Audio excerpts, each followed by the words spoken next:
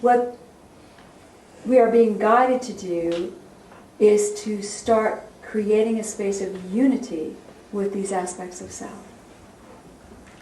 Ego and higher self. Unity. We start the dialogue. A common dialogue. I will tell you, I'm getting ready to teach my seminary students Genesis, which I love. Genesis is so fun. But part of the things that we have to understand is the evolution of man. And science tells us mutations in the human field, when we have a mutation in the genetic markers, we mutate. They've attributed those mutations to two factors: isolation or the threat of extinction. When mankind's physical body feels isolated, or there's a threat that the species will become extinct, we mutate. As a being, we mutate. I think we do it collectively. And I thought how interesting it is that we use such dire pressure to change. And I think our egos do the same thing. Our egos create the threat of extinction or the consciousness of isolation for us to mutate our behavior. And I say, why? Why can't we now consciously mutate the physical body, mutate our lives through choice instead of that? It's probably because it's yeah. I'll just do this. I'll put it just like that. Behave. But you know what I mean? We're really living in such a... This is good now. We're really living in such a fertile time that the power to choose, if we become one within ourselves, the power to choose becomes, there will be no opposition to it. When we can bring the ego and the higher self and we choose, there will be no opposition to it. It will manifest for us no matter what it is. Simple, big, something you want in the outer, something you want to experience in the inner. Because we have now hooked up into a forward motion that's in unity. We're in unity with ourselves. Okay. We now become the chooser, and this is what Spirit was guiding us to think about. In order to maintain that sense of unity, this is where your affirmations can be very powerful. If you think of those affirmations in terms of spirit and matter. I live in a beautiful, safe world. Okay, that tells your outer focus that I'm safe. I live in a beautiful, safe world. My spirit is guiding me. If we start thinking about inner and outer with every affirmation we say, we start creating that path of unity. The connection begins. So, I live in a beautiful world that is safe. I am now connected. As I'm walking about and I'm experiencing a situation in the outer and I realize there is absolutely no solution to this, where am I?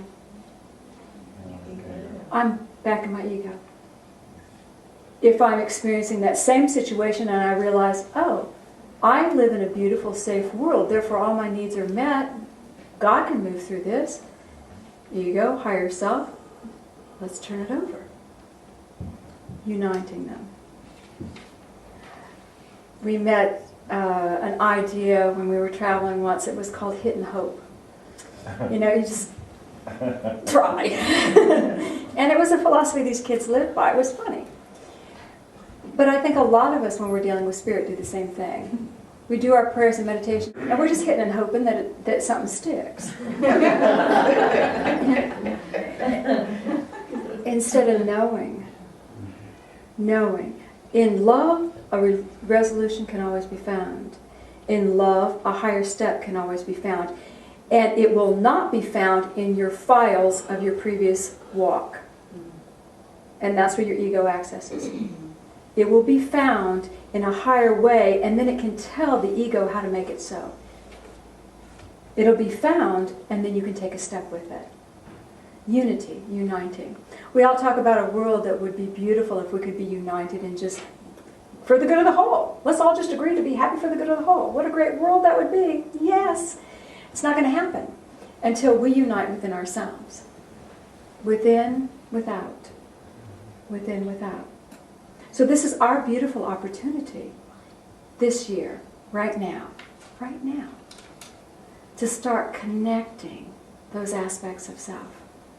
So, as Robbie said, our affirmation this year is, I have outrageous expectations of good. The boundaries are colliding all around us.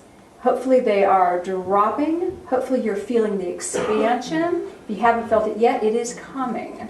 By the end of this month, you'll get your first taste of it. By April, you'll be all crazy about it.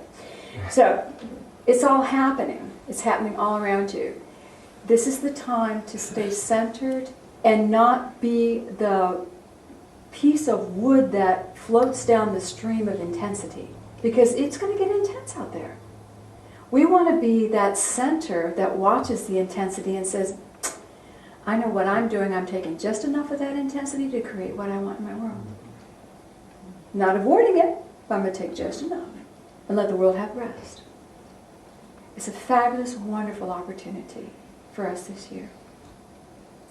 And I know you'll remember probably 2008 when I shared with everybody that the energies were changing and that everything that was not built on a solid foundation would be crashing all around us, because it was the time of getting very serious about solid foundations. And you know what happened? Yeah, pretty much. A lot of stuff that was not built on solid foundations started crashing all around us. And this is not a psychic prediction. This is just something that Spirit's guiding us to see in the celestial energies. We are all having a beautiful group experience of expansion. Getting real. Getting clear. And getting powerful. Getting powerful.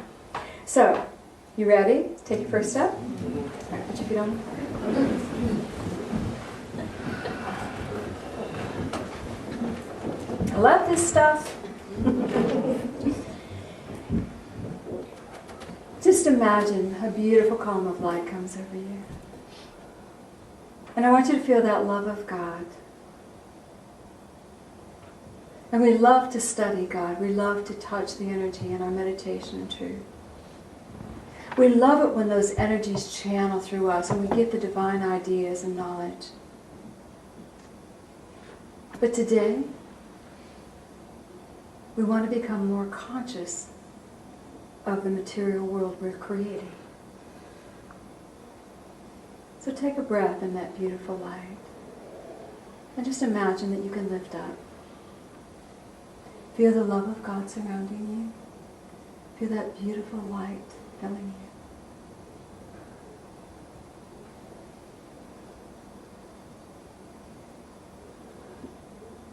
you. And lift. God, our Father, our Mother, we are so honored to be on this earth plane, to take the journey of Christing, to become awake. And as you feel the connection with God, see an angel that comes and stands by your side. This is your angel of transformation. And then I want you to take the angel by the hand, look them in the eye. I do not need isolation nor threat of extinction to mutate. I choose love. Love and wisdom. Light. And feel the bond and support. And let your focus come back to your own energy. And in your mind's eye and in your heart, repeat these words and just see the energy returning. You don't have to say them out loud if you don't choose.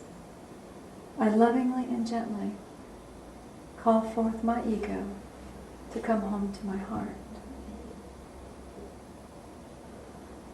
And just feel the energy. I lovingly and gently ask that my higher self, that divinity that is always with God, descend fully within my body. I call forth my Christed nature to be fully present within. And I stand now, angel by my side, the chooser. And I choose greatness. Outrageous greatness. I choose love in all its forms. Prosperity in all its forms. Creativity in all its forms. I choose to walk as God's child. Feel the centering of your heart. Feel the energy within. And just feel the love of God just surrounding you now and supporting you, holding you safe.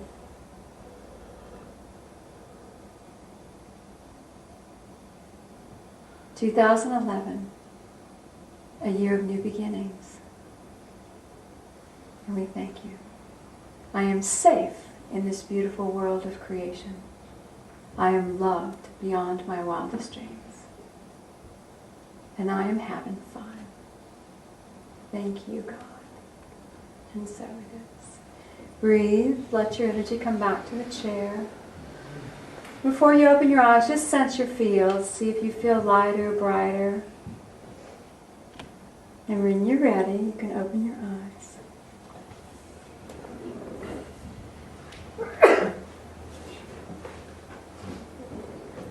For 1 week, can we be the choosers? Yes. That's right. Thank you. He's so glad. That means consciously, when things approach us, when we get the phone call that annoys us, when someone sends a bill we forgot about, when the spouse or partner or child is just unacceptable. Can we just come back to being centered choosers, knowing that they are on their journey? That is not my journey. That's their journey, and good luck to them. Enjoy that moment, because you're learning from it. But let me stay the chooser. And then as these opportunities open for you, you'll be right there, ready to pick what you want next.